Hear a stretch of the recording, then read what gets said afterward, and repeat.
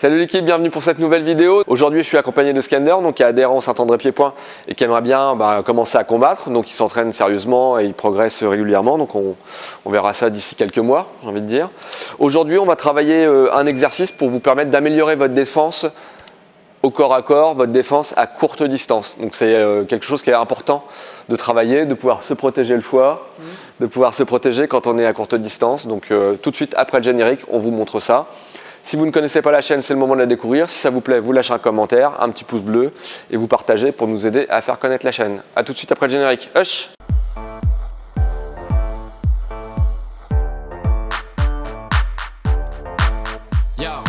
Donc sur le premier exercice, on va simplement se mettre en face à face avec chacun un pied dans le cerceau. En Thaïlande, souvent ils font ça avec un pied dans un pneu. On ne va pas mettre des pneus partout, on va juste mettre un cerceau. On est en face à face et on va simplement bouger, faire des petites esquives, observer l'autre, regarder un peu comment il se déplace, mais en étant à distance de se faire toucher. Voilà.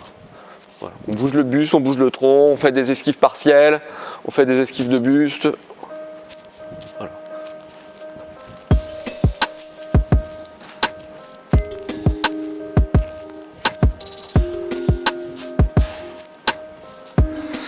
Ok, donc là le premier exercice très simple, c'est simplement pour prendre la mesure de la distance et du travail. Le deuxième, on va commencer à mettre des coups, mais il n'y en a qu'un qui travaille et l'autre qui défend. Donc là c'est moi qui vais lui casser la gueule, c'est plus simple. Donc uniquement en anglaise, on y va tranquille, Donc lui il n'a pas le droit de se sauver du cerceau en fait, hein. Mais là je travaille doucement. J'essaye de voir s'il y a des trous, des opportunités. Et lui, voilà, on ne travaille pas plus fort que ça, mais lui ça l'habitue à voir les coups, à s'habituer à prendre des coups, voilà, à bouger dans sa garde, à se déplacer. Vous avez vu, pour se protéger le foie, on descend sur le côté et on donne les avant-bras. Voilà. Au milieu, voilà, on vient fermer avec les coudes. Donc après, pour pouvoir toucher, il va falloir faire des petites feintes, sinon on ne touche pas. Ok, et voilà, il ne se sauve pas du cerceau. On peut bouger aussi, hein.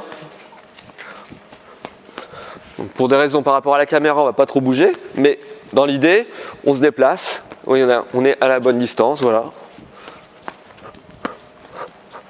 Il travaille les blocages, il travaille les esquives. Des fois, il en prend une, c'est pas très grave, mais ça l'habitue. Ah, ok. Voilà le deuxième exercice. Le troisième, toujours dans le même esprit. C'est la même chose, mais là pour le coup en mode sparring. Donc on va travailler tous les deux. Donc on y va doucement parce qu'en plus on n'a pas mis les protections dentaires, on n'a pas mis le protège-dents. Mais l'idée c'est ça, on a chacun un pied dans le cerceau.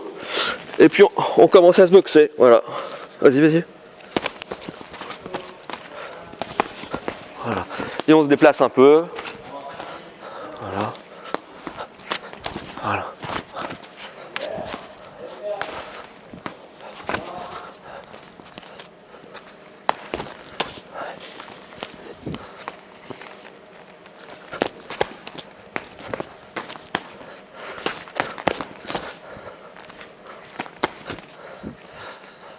Donc là, je ne sais pas si vous avez vu, mais il y a une vidéo justement où je parlais des tunnels de frappe. Laisse ton pied dans le cerceau.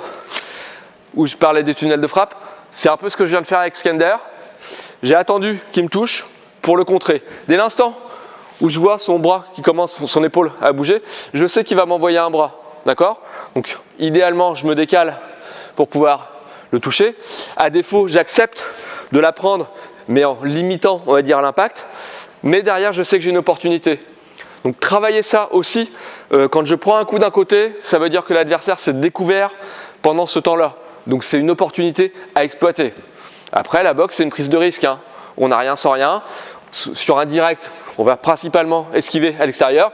Des fois, je vais esquiver à l'intérieur. Et là, ça me crée une réelle opportunité. Par contre, effectivement, s'il avait prévu bras avant, bras arrière, je la prends pleine tête et je prends un très gros risque. Donc voilà sur cet exercice-là, qui est un super exercice. Par contre, faites pas comme nous, hein. Mettez les protège-dents, mettez les casques. Pas à chaque fois. Le casque, ça a tendance à te faire travailler plus fort parce que tu te sens en sécurité, donc tu vas appuyer un peu plus les coups. C'est bien aussi de boxer non casqué.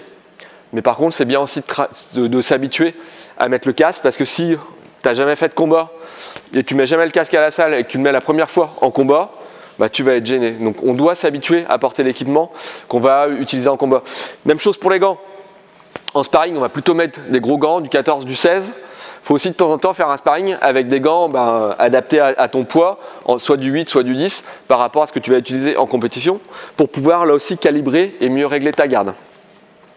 Dernier exercice toujours dans le même esprit, on est en pied-point, on est en K1, on rajoute les jambes. Donc on y va tranquille, mais on est à distance, on boxe et on peut se mettre des petits low kicks.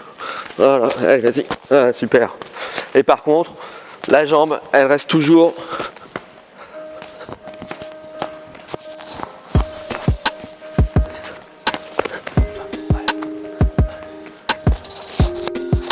Ouais, super.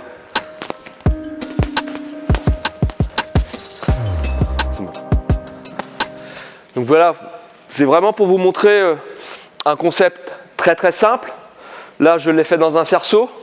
Je vous l'avais déjà montré dans une autre vidéo. On peut le faire 30 secondes. Toujours dans l'idée, on va dire que c'est le bonus de les vidéos. Si vous êtes resté jusqu'à la fin, vous avez une bonne idée. On se prend un périmètre pour là aussi travailler en sparring. Donc on peut refaire la même chose. Il n'y en a qu'un qui attaque. Après, les deux attaquent en anglaise. Et après, on rajoute du pied-point. Là, nous, on va se prendre un tatami et on boxe tranquillement.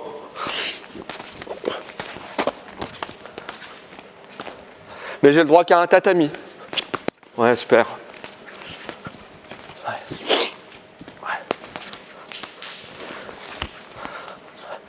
Et donc on peut tourner, on bouge. Mais je dois toujours au moins avoir un pied dans le tatami. Pardon. Et si je sors du tatami, j'ai un malus, je dois faire 10 pompes ou 20 pompes. Ou 10 squats, par exemple. Voilà. Mais j'ai toujours au moins un pied dans ma zone de frappe. Ok? Ouais, c'est bien, Slender. Ouais. Ok? Voilà ce que je voulais vous montrer aujourd'hui dans cette vidéo. Travaillez votre défense, travaillez votre distance, qui est hyper important. C'est pas juste d'être en garde, c'est d'être mobile dans sa garde. Et c'est surtout d'avoir le bon timing, que ce soit en attaque, que ce soit en défense, et surtout pour pouvoir placer un contre. Le timing, c'est essentiel. À très bientôt pour une prochaine vidéo. N'hésitez pas à lâcher un commentaire. Hush.